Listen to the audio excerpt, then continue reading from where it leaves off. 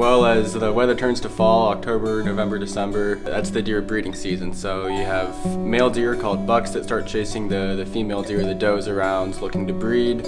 And as they chase these does around, you see a lot of collisions happening just because the deer aren't as vigilant, they're not paying attention, and they're just on the move, especially at dawn and dusk. When we look at statistics, we see anywhere between 17 and almost 20,000 deer-related crashes each year in the state of Ohio. But about half of those crashes are occurring in the months of October, November, and December.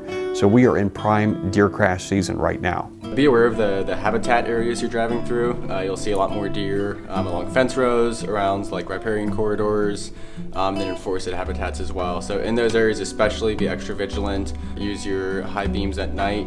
Try to catch the reflection in the deer's eye is a great way to see the deer first. It's extra important to slow down. If you see one deer coming across the road, it's probable that there will be more deer following it.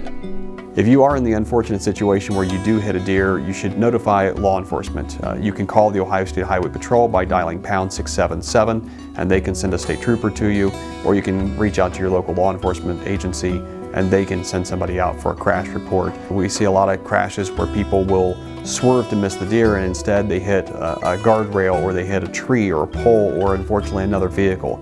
So the best course of action is to just hit your brakes, try to slow down as much as you can, and just strike that deer in the driving lane. There are no good options in a case like that, and that unfortunately is the best option for you.